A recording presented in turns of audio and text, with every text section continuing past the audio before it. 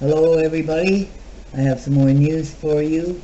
This is coming from Puppet String News, so let's get on her. FBI investigating two malfunctioning cameras outside Jeffrey Epstein's cell. I, Personally, I don't think he's dead, but let's go on.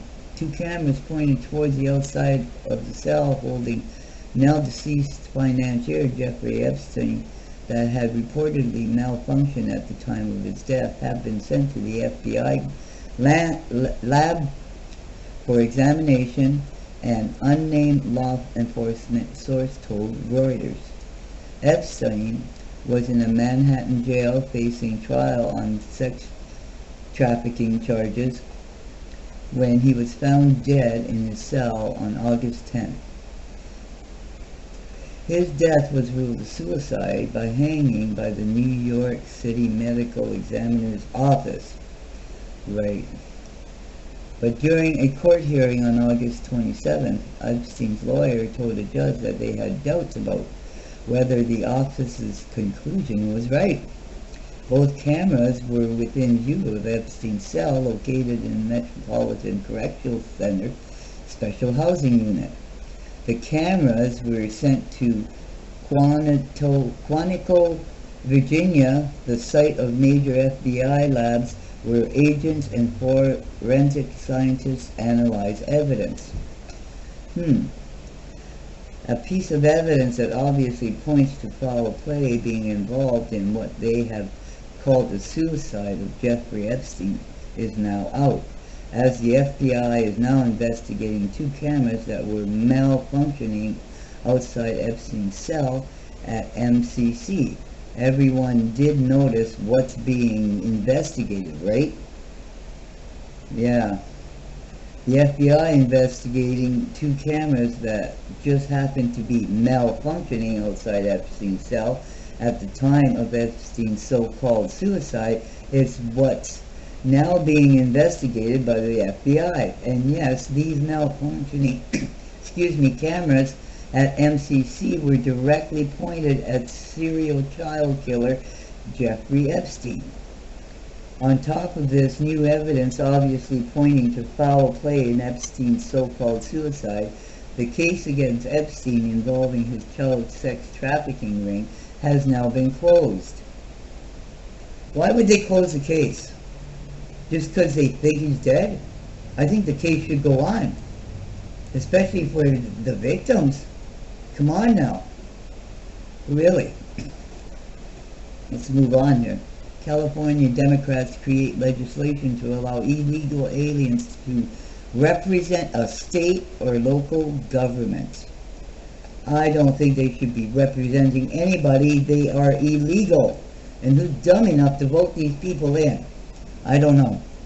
Big League Politics reports lawmakers in the state of California proposed legislation last week that would allow non-citizens to lead the Democratic Party. Are you serious?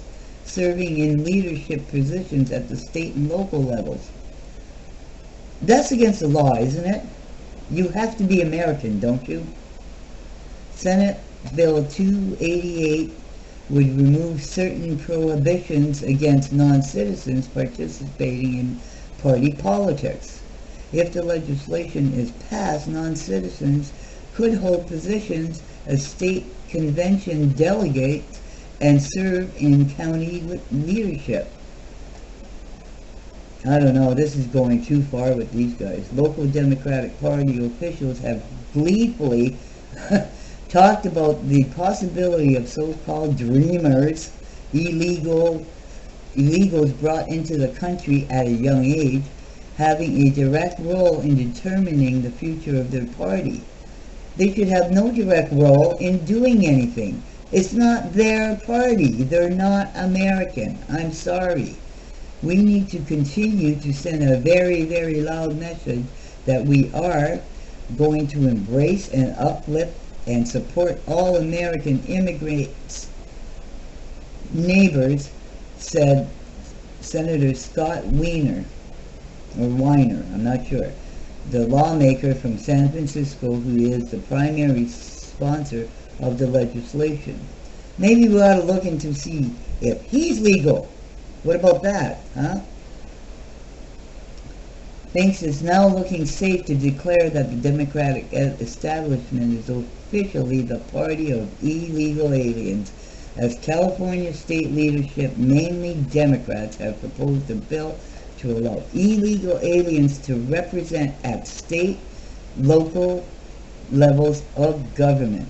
It's probably also now safe to say that the state of California is now a crypto state of Mexico. Because this would basically allow Mexican nationals and Central Americans to run government in the U.S. state of California. This proposal by Democrat leadership for the state of California now shows how anti-American the Democrat establishment is, as California Democrats are proposing a bill to allow non-citizens to control seats in government. It's time to really consider a wall around California. Maybe treat California like it was Palestine. And you know what? Why not? These guys are actually invading the country. They are invading the country. Oh, here's another one on, Epstein. Again. This is why he was killed. Judge suddenly ends case against Jeffrey Epstein. Wonder what this is about, eh? Breitbart reports. Here we go. A judge formally ended the criminal case against Jeffrey Epstein on Thursday, but not without a final tribute to the women who spoke out against the financiers. U.S. District Judge Richard M. Berman took the procedural step of adding his initials to an order dismissing the indictment that charged the 66-year-old Epstein with conspiracy to commit sex trafficking of minors and sex trafficking of minors in the early 2000s in Florida and New York. In requesting the action 10 days earlier, the U.S. Attorney Jeffrey S. Berman, who is not related to the judge, noticed that the law required the dismissal of Epstein killed himself in jail August 10th while he was awaiting trial. Well, yeah, but I think it should go forward. I don't think he's dead. Maybe this is a plot they're planning. I don't think the man's dead, quite frankly. That was not him in the picture. People, that was not him.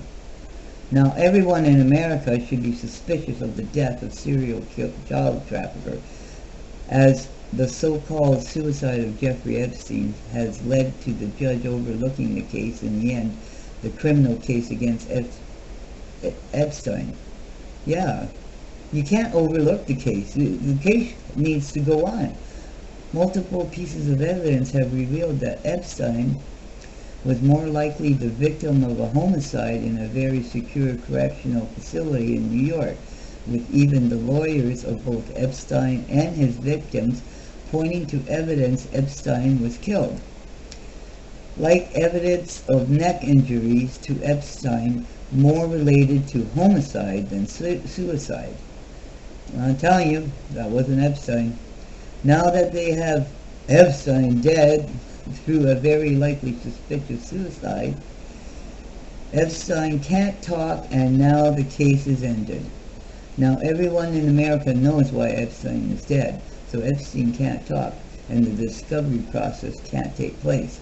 Technically, this case should be continuing without Epstein knowing all the connections to Epstein and everyone who flew on Lolita Express due to the child trafficking involved with Epstein. Lolita Express, Zorro Ranch, and the island. Yes, somebody needs to federally open this case and try him, because the man, I'm sorry, is not dead. I seriously believe that. Moving on to Omar. Oh, one of our favorite people. Rep. Omar wants UN, not America, to handle immigration crisis at border. No, the UN has nothing to do with our immigration process.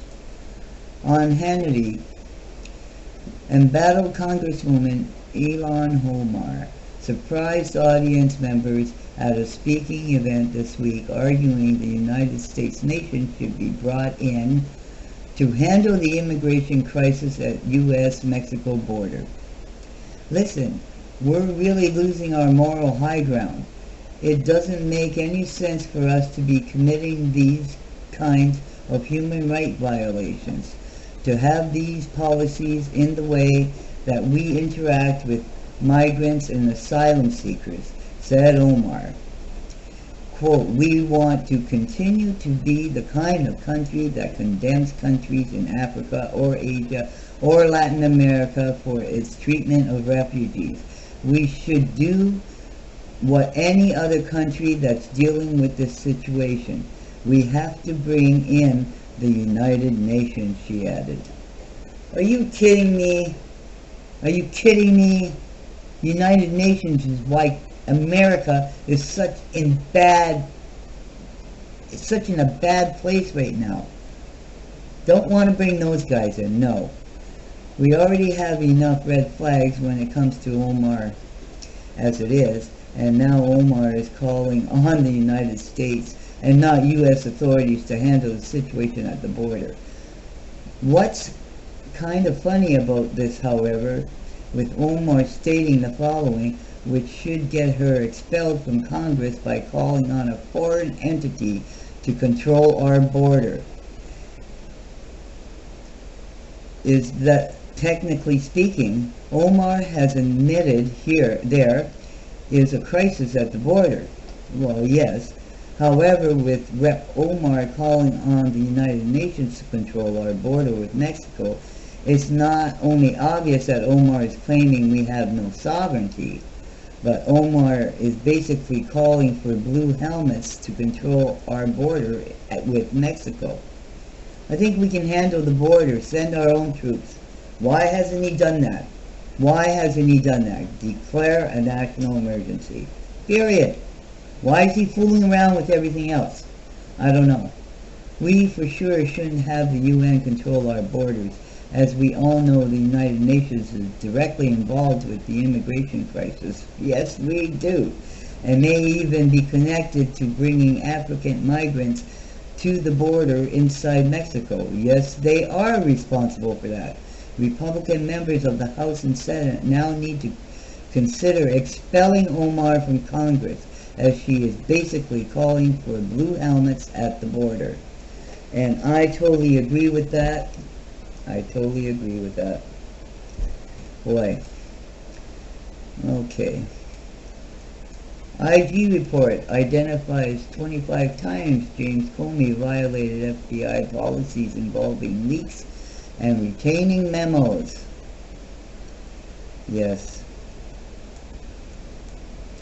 The report details at least 25 times Comey violated policy by drafting, leaking, and retaining key memos on his discussions with Donald Trump, both when he was president-elect and when he was president, by not safeguarding sensitive information obtained during the course of his FBI employment, and by using it to create public pressure or official action. Comey set a dangerous example for the over 35,000 current FBI employees and the many thousands more former FBI employees who similarly have access to or knowledge of non-public information, the report says. Yes, this is from Public String News, by the way. With the IG report out on James Comey, showing James Comey violating 25 policies, hopefully this is the evidence that can now indict James Comey, put him in court, then send Comey off to prison. The major keys in this IG report of James Comey that support the indictment and arrest of James Comey is that a couple of these FBI policies Comey violated involves leaking and personal retaining key memos on his discussion with President Trump during his short time as FBI director under Trump. Yes, he's not supposed to bring them home. That's against the law. Guess we can also see why President Trump not only fired Comey, but had supported to fire Comey, because this IG report indicates 24 times that James Comey violated FBI procedure during his time as FBI director at the White House. The FBI has responded. Yes. Well, you know, it's just too bad, but I don't know. Really. Here's another one. Piece of news. FBI raids home of UAW president during corrupt probe. Huh. They like to raid people's homes, don't they? Big league politics. What the fuck?